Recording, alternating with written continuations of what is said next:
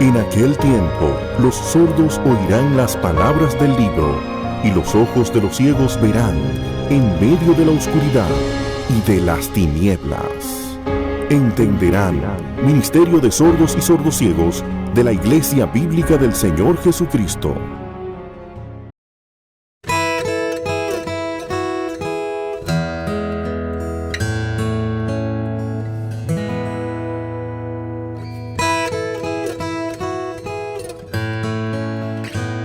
Buenas tardes, mis hermanos. Vamos a continuar en estos momentos con la segunda y última clase acerca de el mayor regalo jamás otorgado, el Espíritu Santo. En la anterior clase estuvimos viendo 3 puntos fundamentales. Vimos la persona del Espíritu Santo, que el Espíritu Santo es una persona, y por qué decíamos que es una persona. Tiene intelecto, tiene voluntad, tiene emociones, y también vimos en ese mismo punto de persona que el Espíritu Santo no solamente es una persona, sino que es una persona divina. Y lo probamos con el pasaje famosísimo de Mateo capítulo 28, donde el Señor nos habla de que se bauticen en el nombre singular del Padre, del Hijo y del Espíritu Santo.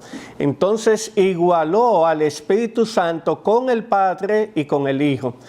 Y también estuvimos viendo las obras del Espíritu Santo, que el Espíritu Santo convence de pecado, de justicia y de juicio, que es aquel quien le da el entendimiento apropiado para que el hombre venga al arrepentimiento y a la fe.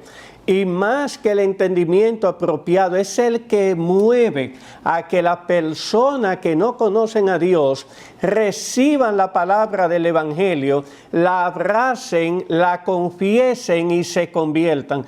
Todo eso es parte de ese obrar del Espíritu Santo, donde de ahí en adelante está comprometido con cada creyente a llevarlo a un crecimiento continuo, constante, hacia el conocimiento de Dios.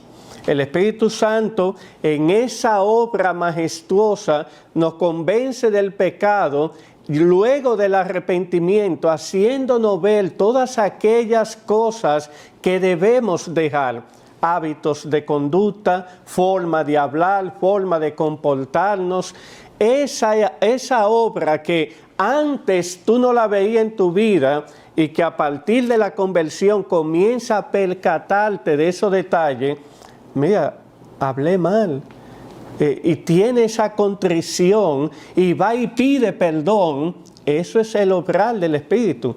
Él nos anhela celosamente, veíamos en Santiago, porque Él anhela que seamos santos como Dios es santo.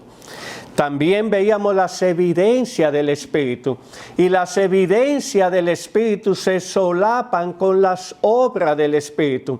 Las evidencias, me refiero más bien a que nosotros como creyentes podemos evidenciar la obra del Espíritu en nuestras vidas a medida que vamos conociendo más de Dios en el estudio de su palabra y a medida que vamos creciendo en santidad y en piedad.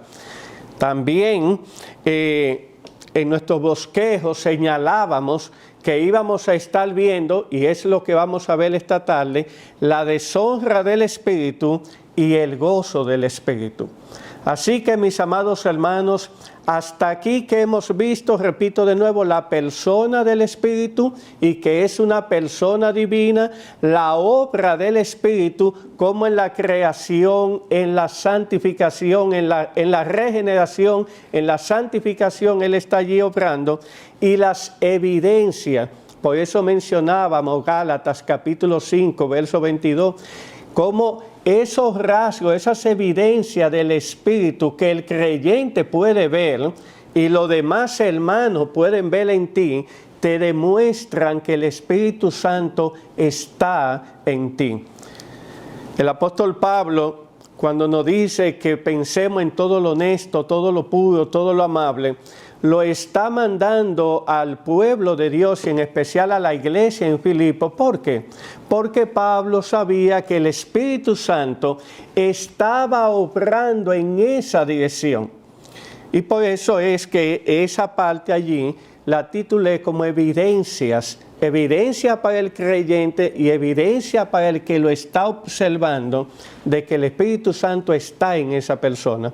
Pero se solapan las obras del Espíritu con las evidencias del Espíritu. Vamos a ver entonces en esta tarde la deshonra del Espíritu.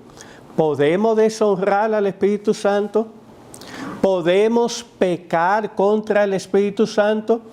El domingo pasado veíamos un texto en Efesios capítulo 4, verso 30, donde el apóstol Pablo nos dice, no contristéis al Espíritu Santo de Dios. Lo que Pablo está señalando es que podemos contristar al Espíritu Santo. Y el contristar al Espíritu Santo significa pecar contra el Espíritu. Vamos a el libro de Hechos, capítulo 5. Hechos, capítulo 5, y allí tenemos la historia de Ananías y Zafira. Y dice el texto, leo de la Reina Valera del 60, pero cierto hombre llamado Ananías, con Zafira su mujer, vendió una heredad. Y sustrajo del precio, sabiéndolo también su mujer. Y trayendo solo una parte, la puso a los pies de los apóstoles. Y dijo Pedro, Ananías, ¿por qué llenó Satanás tu corazón para que mintieses al Espíritu Santo? ¿Por qué? Para que mintieses al Espíritu Santo y sustrajeses del precio de la heredad. Y oigan esto, amados hermanos y amigos, reteniéndola, es decir, Ananías, Zafira, pero la propiedad de ustedes, Dios se la había concedido. Si ustedes la retenían y no la vendían, no estaban pecando. No estaban pecando reteniéndola. Dice el apóstol Pedro, no se te quedaba a ti, no era tuya. ¿Quién te la pidió? ¿Quién puso ese peso en ti? Y vendida, decidieron venderla, tanto tú como tu esposo, y vendida, no estaba en tu poder. Es decir, el dinero era tuyo y tú dabas de ese dinero conforme a lo que el Espíritu pusiera en ti. No había una obligación para que tú tuviese que dar el 100% de ese dinero. Es lo que Pedro le está diciendo. Y sigue él argumentando. ¿Por qué pusiste esto en tu corazón? ¿Por qué? Pedro le estaba diciendo, si vendiste la heredad en 10, y solamente querías ofrendar 5, pues sencillamente tú traías los 5 y lo dabas en el arca de las ofrendas. No había ningún inconveniente con eso. El problema es que el texto en el capítulo 4 no dice que Bernabé vendió una propiedad y que Bernabé trajo todo el dinero de la venta de la propiedad. Y nadie sabe por qué estos hermanos, si podemos llamarles hermanos, Ananías y Zafira, se vieron presionados con ese accionar de Bernabé, que no tenía por qué presionarlo a ellos. Venden ellos entonces su propiedad, ven que necesitan o en su ambición ven el dinero demasiado y deciden solamente darle una parte. Pero el pecado, la mentira vino en que ellos le dicen a los apóstoles que fue en eso que estaban dando que vendieron la propiedad. Y en eso deshonraron al Espíritu Santo y pecaron contra Dios. es lo que el apóstol está diciendo aquí. Verso 5. Al oír Ananías estas palabras, cayó y expiró. Es decir, al oír el argumento del apóstol diciéndole, pero ¿por qué llenó Satanás tu mente y tu corazón? ¿Por qué mentiste contra el Espíritu Santo? Miren la divinidad del Espíritu. Y eso trajo como consecuencia a la vida de Ananías su muerte. Pero más adelante nos dice el pasaje que luego vino su esposa y le hacen la misma pregunta. Y ella, como ya había hablado con Ananías, pero no sabía que él había muerto, nos dice el verso 7 a la mitad, que entró su mujer no sabiendo lo que había acontecido. Entonces Pedro le dijo, dime, ¿vendisteis en tanto la heredad? Y ella dijo, sí, en tanto. Y Pedro le dijo, ¿por qué convinisteis en tentar al Espíritu del Señor? He aquí a la puerta los pies de los que han sepultado a tu marido y te sacarán a ti. Al instante ella cayó a los pies de él y expiró. Y esto trajo temor a toda la comunidad de la iglesia naciente en ese momento. Entonces, ¿qué vemos aquí en este pasaje? Que la deshonra del Espíritu no es otra cosa que pecar contra el Espíritu, que es lo mismo que pecar contra Cristo o pecar contra el Padre. ¿Por qué? Porque son una sola persona, que subsisten en tres. Pero pecar contra Cristo es blasfemar y pecar contra el Espíritu, como vamos a ver ahora, y pecar contra Dios es pecar contra su Espíritu. Y hay innumerables pasajes en todo el Antiguo y Nuevo Testamento para esto. Vayan conmigo a Mateo capítulo 12.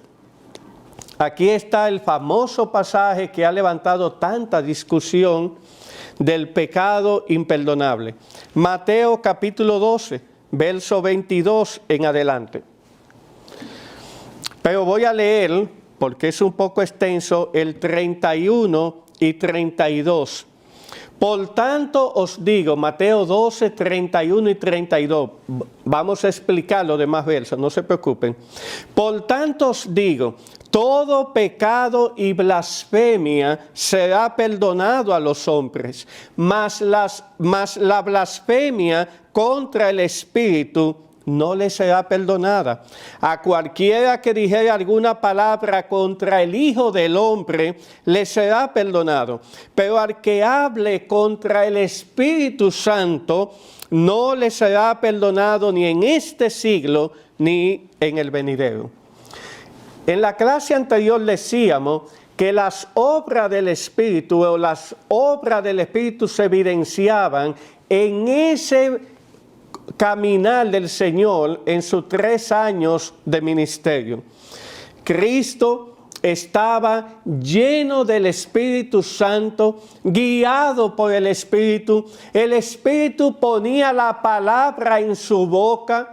Y es en ese contexto que vemos el famoso o la famosa blasfemia, el famoso pecado que no va a ser perdonado. Ahora vamos a leer los versos 22 hasta llegar al 31. Dice, entonces fue traído a él un endemoniado ciego y mudo, y le sanó de tal manera que el ciego y mudo veía y hablaba.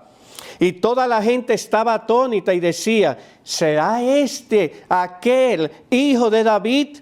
Hablando del Señor Jesús. Fue un milagro tan portentoso que ellos dijeron, pero este tiene que ser el Mesías. Tomen eso en su mente. Verso 24, aquí viene el problema. Mas los fariseos, al oír lo que decían las personas, decían, hablando de Cristo, no echa fuera los demonios, sino por Beelzebú, príncipe de los demonios. ¿Qué estaba pasando aquí? El pueblo, movido por el Espíritu Santo, al ver la sanación del endemoniado, comienza a hacer las conexiones, como decía el domingo pasado, y comienzan a pensar en la venida del Mesías y en los hechos extraordinarios que el Mesías iba a hacer. Pero los fariseos, como atacaban al Señor, como no querían reconocer a Jesús como el Hijo de David prometido, como el Mesías que Dios había prometido en Génesis capítulo 3, verso 15, como vimos el domingo pasado, ellos se levantan y dicen, no, este no es el Mesías, este saca estos demonios por Beelzebú, príncipe de los demonios. En otras palabras, ellos se levantan diciendo que el Señor y el poder evidenciado y manifestado por Él son obra de Satanás. Por eso es, verso 25, sabiendo Jesús los pensamientos de ellos, les dijo, todo reino dividido contra sí mismo es asolado, y toda ciudad o casa dividida contra sí misma no permanecerá. Y si Satanás echa fuera a Satanás, contra sí mismo está dividido. ¿Cómo pues permanecerá su reino? Y si yo, miren aquí la defensa, y si yo echo fuera los demonios por Beelzebú, por el príncipe de los demonios, Satanás, ¿por quién los echan vuestros hijos? Por tanto, ellos serán vuestros jueces. Pero si yo, por el Espíritu de Dios, miren allí, echo fuera los demonios, ciertamente ha llegado a vosotros el reino de Dios. Porque ¿cómo puede alguno entrar en la casa del hombre fuerte y saquear sus bienes si primero no le ata? Y entonces podrá saquear su casa. El que no es conmigo, contra mí es, y el que conmigo no recoge, desparrama. Por tanto os digo, ¿ven cómo el Señor está aquí argumentando? Todo pecado y blasfemia será perdonado a los hombres, mas la blasfemia contra el Espíritu no le será perdonada. A cualquiera que dijere alguna palabra contra el Hijo del Hombre, le será perdonado. Pero al que hable contra el Espíritu Santo, no le será perdonado, ni en este siglo, ni en el venidero. El énfasis está aquí recayendo sobre las palabras pronunciadas por los fariseos en el verso 24. El Señor le demuestra lo ilógico de su argumento. Si yo echo fuera a los demonios por el príncipe de los demonios, entonces estamos diciendo que el príncipe de los demonios se está dividiendo a sí mismo. Y todos nosotros sabemos un principio: divide y vencerás. Si Satanás comienza a dividirse a sí mismo, va a destruir su propio reino y su propia hegemonía de poder. Por lo tanto, eso es ilógico. Es ilógico que Él haga ese movimiento y que ustedes me quieran atribuir a mí que estoy haciendo todo esto por el poder del príncipe de los demonios. Ellos habían visto al endemoniado que había sido sanado. Es como aquel otro endemoniado gadareno, que ellos vieron, la evidencia fue palpable de que un hombre que no podía ser atado con cadenas, que las rompía, que no llevaba una vida controlada, una vida desordenada, que nadie podía tener control sobre él, evidencia de que los demonios estaban en él. Ahora, por conocer al Señor, por tener un contacto con Cristo y con su Santo Espíritu, dicen los evangelios que el hombre estaba sentado, controlado, cabal, con su mente lúcida, despierta y en su juicio propio. Estaba consciente de quién era él. Eso es una obra diferente a la que él tenía antes. Entonces el argumento del Señor, y cómo Satanás puede actuar contrario a lo que es su naturaleza. Su naturaleza es conducirte a una destrucción continua, a un pecado que va creciendo y creciendo y que te va a llevar a una destrucción completa. Mi obra, por el contrario, trae dominio propio, trae cordura, trae santidad, trae un juicio sujeto a la persona. Son dos eventos diferentes. Entonces, fariseos, sus argumentaciones son totalmente falsas. Pero el problema de ustedes es que no quieren aceptar quién yo soy. Yo soy el Mesías prometido. No quieren aceptar que el Espíritu de Dios está sobre mí. ¿Se acuerdan en aquella lectura que el Señor hizo y que los evangelios señalan? Donde Él abre el texto y sale en el libro de Isaías. Y allí dice que el Espíritu del Señor está sobre mí. Eso era lo que los fariseos estaban negando. Ese obrar perfecto del Espíritu de Dios en la persona de Jesús. Por tanto, la blasfemia contra el Espíritu que moraba en Jesús es igual que a la blasfemia contra la persona de Jesús, porque son Dios. Ellos son Dios, es Dios. Es Dios en la persona de Cristo actuando en la persona del Hijo y actuando en la persona del Espíritu Santo. Por lo tanto, ¿qué es esta blasfemia? Es negar al Señor. Es negar al Señor, es negar la obra del Espíritu Santo. Por tanto, es un pecado imperdonable, porque como dice el autor de los Hebreos, si tú tomas en nada la gran salvación que ha sido dada por Dios, ¿cómo escaparás de su juicio? ¿Cómo escaparás del infierno? ¿Cómo lo vas a hacer? No hay forma. Vayan conmigo, Hebreos capítulo 2, verso 1, que tiene la misma idea de este pasaje de Mateo que estamos viendo. Hebreos capítulo 2, verso 1, por tanto, es necesario que con más diligencia atendamos a las cosas que hemos oído, no sea que nos deslicemos.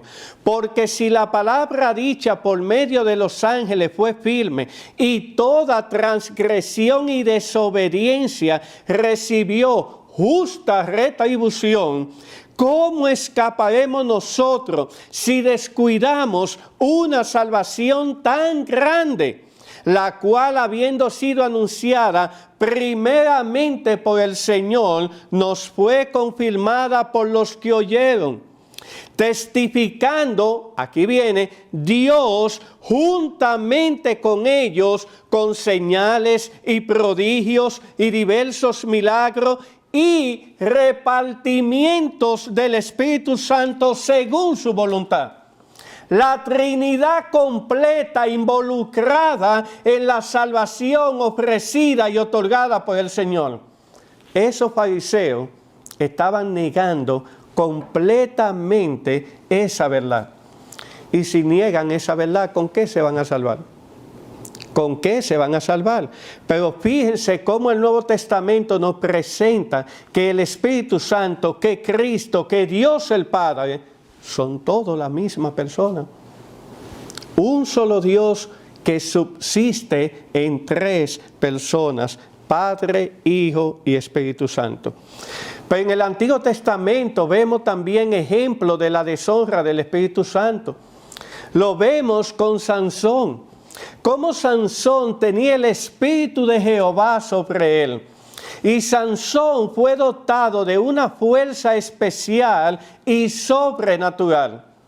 Sin embargo, a medida que Sansón fue coqueteando con el pecado, dejándose seducir de sus pasiones y deseos, buscando una mujer impía como Dalila y llegándose a ella y teniendo cada vez una vida guiada por el pecado, ¿qué pasó? Que el Espíritu de Dios se apartó de él y Sansón ni cuenta se dio. Y así mismo vemos con los hijos de Elí.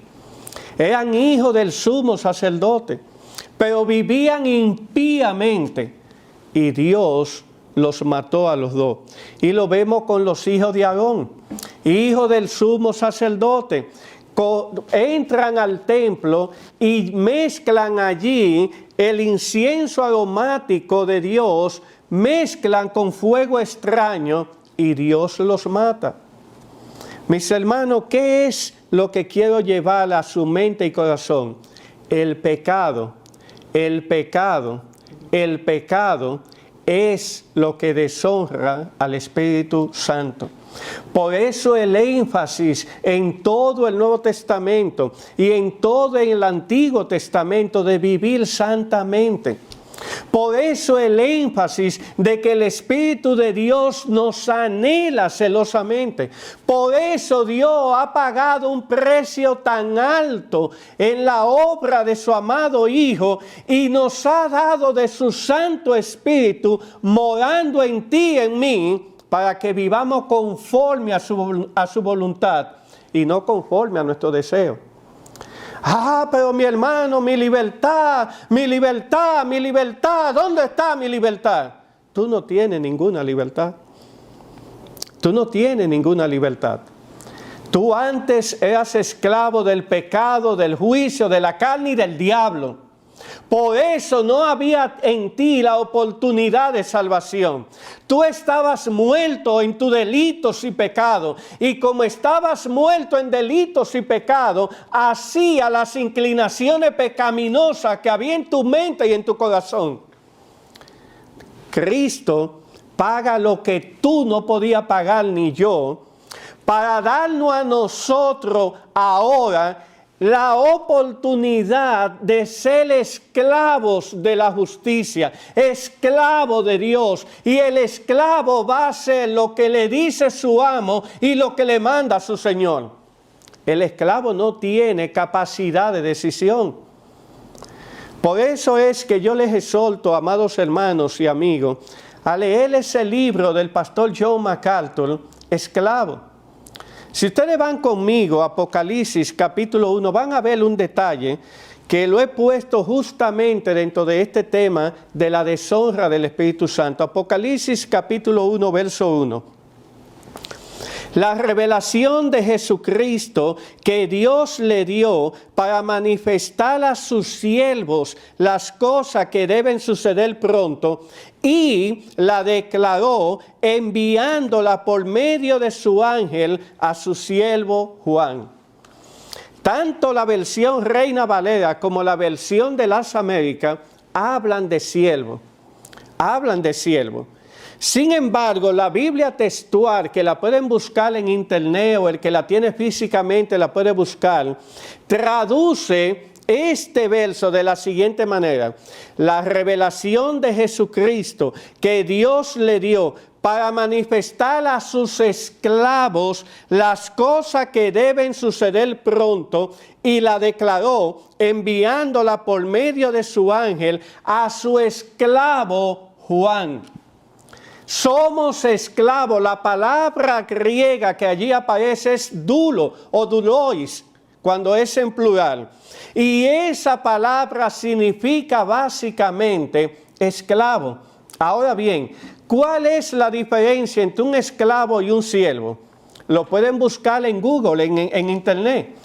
Y van a ver cómo allí ellos mismos, que son personas no creyentes, dicen que la diferencia fundamental entre el siervo y el esclavo es que el siervo es una persona libre. Es una persona libre. El esclavo no lo es. Por lo tanto, decir que somos siervos de Dios, que tenemos libertad para escoger servirle a Dios, es una cosa muy distinta y muy diferente a lo que vemos en el Nuevo Testamento y a lo que vemos en el Antiguo Testamento. El pueblo de Dios es un esclavo de Dios y solamente puede hacer aquellas cosas que Dios demanda que se hagan, más nada. Por eso mató a los hijos de Aarón en el tabernáculo. Por eso dejó a Sansón sin el espíritu, por Sansón estar actuando y haciendo cosas que Dios le dijo que no podía hacer.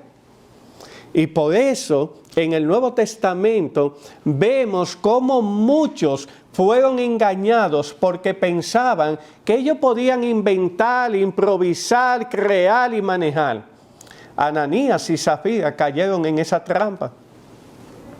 Entonces, el Espíritu Santo es deshonrado cuando pecamos, como es deshonrado Dios el Padre, como es deshonrado el Señor Jesucristo. Es pisar la sangre del Señor y eso no debe ser, hermanos. Pasemos entonces pues a nuestro siguiente punto, el gozo del Espíritu. El gozo del Espíritu. Y a diferencia del punto anterior, el gozo del Espíritu es evidente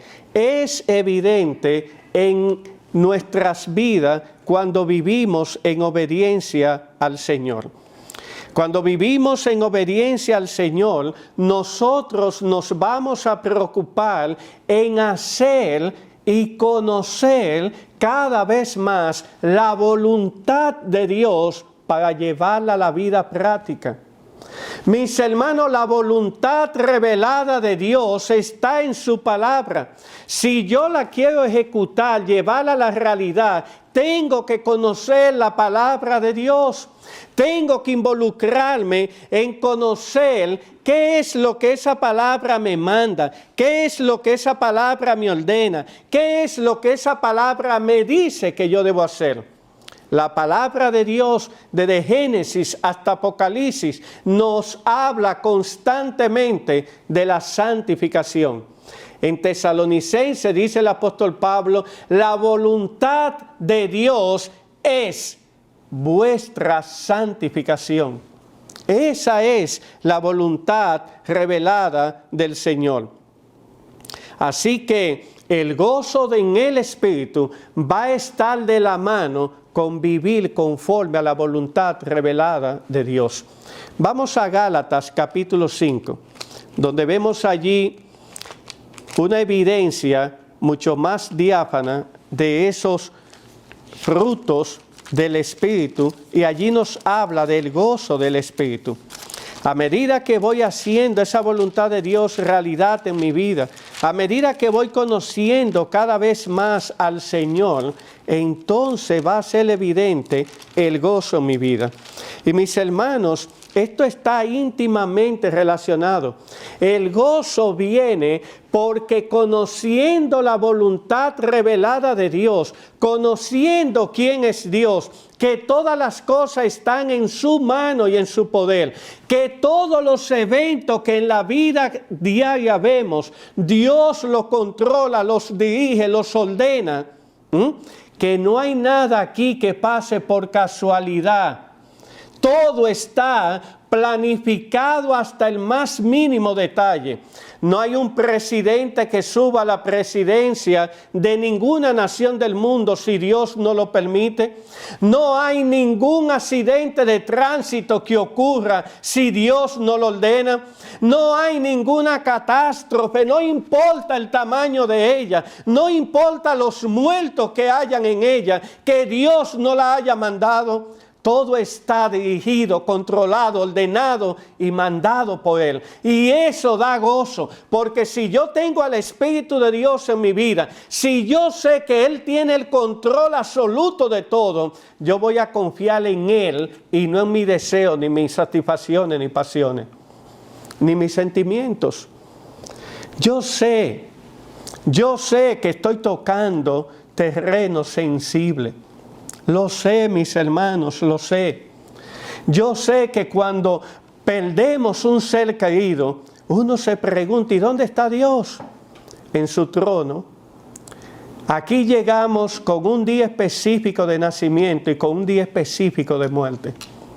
Y en ese trayecto Dios está manejando todas las cosas. Y obviamente, si tú y yo no conocemos ese día de nacimiento ni ese día de muerte, cuando los eventos ocurran, nos van a golpear. Nos van a golpear. Sin embargo, el Nuevo Testamento nos dice, confía en que Dios tiene el control en sus manos, no está en las tuyas. Confía en que el soberano Dios sabe lo que está haciendo y Él no hace nada indebido, Él no peca, Él no se ha equivocado. Esa confianza, esa verdad bíblica debe traer paz en medio de la ansiedad, debe traer paz en medio de la enfermedad, debe traer paz en medio de la muerte. Por eso es que Gálatas capítulo 5, vamos allá, en el verso 22, miren lo que dice de los frutos del Espíritu. Gálatas 5, verso 22, mas el fruto del Espíritu es amor. Amor. Él es quien derrumba todas las paredes que nosotros los humanos levantamos, las paredes sociales, todas las ideas preconcebidas que nos llevan a dividirnos. El Espíritu Santo la destruye en amor para que veamos al pueblo de Dios conectado en diferentes lugares y zonas. Pero dice, mas el fruto del Espíritu es amor, gozo, paz, paciencia, benignidad, bondad, fe, mansedumbre, templanza. Contra tales cosas no hay ley. Contra tales cosas no hay ley. No va a haber nada, absolutamente nada, que eche hacia atrás estas verdades. Si el Espíritu Santo mora en tu mente, si el Espíritu Santo está en tu vida, si tú estás creciendo en el conocimiento de Dios, van a venir los golpes en la vida. Claro que van a venir. Este es un mundo caído, este es un mundo que por causa del pecado está maldito. Y en esa maldición estamos todos nosotros, el pueblo de Dios. La diferencia es que a ti y a mí se nos ha dado una información, que en medio de las aflicciones vamos a vencer si estamos mirando a Jesús. Juan capítulo 16, en el mundo tendréis aflicción. Eso dijo el Señor, pero confiad, yo he vencido al mundo. ¿Y cómo venció el Señor al mundo? Haciendo la voluntad del Padre. Por eso ese era su deleite, hacer la voluntad del Padre. Y haciendo la voluntad del Padre nos concedió la libertad del pecado, del juicio, de Satanás y de todo del mundo. Ahora, mis hermanos, nos toca a nosotros apropiarnos de esas verdades y en el día a día ponerle en la mente y en el corazón. Quebró mi negocio. Señor, tú tienes el control. No sé por qué. Ayúdame a ver qué debo aprender de esto. ¿Qué errores, qué falta cometí para delante de ti confesarla? Ayúdame a ver cuál es el camino nuevo que tú quieres que tomes. A veces, mis hermanos, Dios cierra una puerta y no es por pecado. Abraham llegó a la tierra prometida y tuvo luego que descender a Egipto. Y no fue porque él pecó, es porque la providencia divina en el plan soberano de Dios, eso estaba allí establecido. Y Dios permite que Abraham descienda a Egipto y allí lo bendice. Y luego vemos cómo Abraham desciende a la tierra de los filisteos y a la tierra de los cananeos y Dios lo bendice. Y luego llega de nuevo a la tierra prometida y levanta allí un altar. La providencia divina nos va a estar moviendo de un lugar a otro, y no necesariamente porque es un juicio, y no necesariamente porque es la paga de un pecado. El apóstol Pablo, por ejemplo, Pablo había clamado a Dios que él deseaba ir a Roma para visitar a los hermanos, para predicarle la palabra. ¿Y cómo se lo concedió Dios?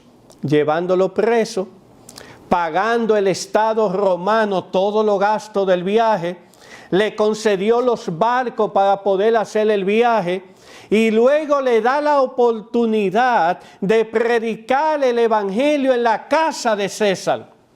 Pablo no hubiera podido llegar, si no es así, al palacio de César y predicarle a los soldados que allí estaban. Dios tenía un plan y Dios lo llevó a ejecución. Ahora, dentro de esa providencia de Dios, dentro de ese plan soberano, también estaba que los romanos iban a matar a Pablo. Y lo decapitaron. Pero mis hermanos, la paz que debe traer, el gozo que debe traer estas verdades, es lo que el Espíritu Santo nos da. Dios tiene control de todo. Y Él no está jugando contigo, ni conmigo, ni con nuestra familia, ni con nuestros hijos. Cuando viene una muerte que no estábamos esperando a nuestras vidas, de cualquiera de nuestros familiares, tenemos que entender esto. Mis amados hermanos, la vida no termina cuando se muere. No, la vida comienza cuando partimos de este mundo. Y es el Espíritu Santo quien lo dice, no es Miguel Almanzar. Apocalipsis capítulo 14. Pongamos estas verdades en la mente y el corazón. Hemos hecho de este mundo transitorio y pasajero toda la vida. Apocalipsis 14:13. Oí una voz que desde el cielo me decía, escribe, bienaventurados, feliz, dichoso significa esta palabra, de aquí en adelante, ¿quién? Los que viven, los que están llenos de riquezas, los que están con una fortuna que no saben qué hacer, los que tienen los éxitos de sus hijos puestos, no. Oigan lo que dice, bienaventurados de aquí en adelante, los muertos que mueren en el Señor. Sí, dice el Espíritu Santo. Esos son los bienaventurados, los que han aceptado la obra del Hijo, los que han aceptado la misericordia del Padre, los que han aceptado el obrar del Espíritu Santo en ellos, viven para su gloria, le dan muerte al pecado. Dice, cuando llegue el día de la muerte, ustedes van a ser bienaventurados, gozosos, henchidos de bendición. Porque van a ir a aquel lugar donde ya no habrá más llanto, ni muerte, ni clamor, ni dolor. Porque van a ir a aquella presencia donde van a ser confortados. Y más todavía, porque cuando el Señor venga por segunda vez, ese cuerpo que está hecho polvo en la tierra será levantado, unido al Espíritu que viene con el Señor. Y tú volverás a la existencia plena físicamente, para gozar la eternidad. Eso es bendición. Eso es bendición, hermanos. Y eso es lo que Dios se ha comprometido a hacer contigo, conmigo y con todo su pueblo. Por eso el mayor privilegio es predicar el santo evangelio de Dios. Es una bendición que va a traspasar el tiempo. Óiganme, todo el mundo lucha por el poder terrenal, pero ¿dónde están los grandes presidentes? ¿Dónde están los grandes emperadores? ¿Dónde están los grandes sabios? Todos están bajo el polvo y muchos de ellos condenados por toda la eternidad.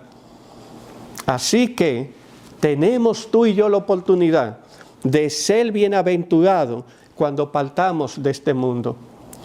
El verdadero creyente anhela partir y estar con Cristo, dice Pablo, lo cual es muchísimo mejor. ¿Qué anhelas tú? ¿Qué anhelas tú? ¿Tú buscas en todo lo que haces la gloria de Dios? ¿Tú buscas vivir para Él? ¿Tú buscas conformar tu mente y tu corazón a su voluntad? o estás tan identificado con este mundo que Él es tu todo. El mundo, con todo lo que ofrece.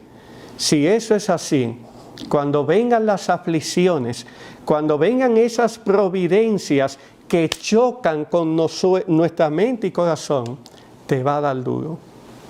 Somos, en esta condición caída, somos propensos al sufrimiento. Ya cité Juan capítulo 16, verso 33. En el mundo tendréis aflicción, pero el Señor no termina allí. Pero confiad, yo he vencido al mundo. Que la gloria sea para Él y que estas clases te hayan permitido ver que es digno vivir para la gloria de Dios. Amén. Vamos a orar.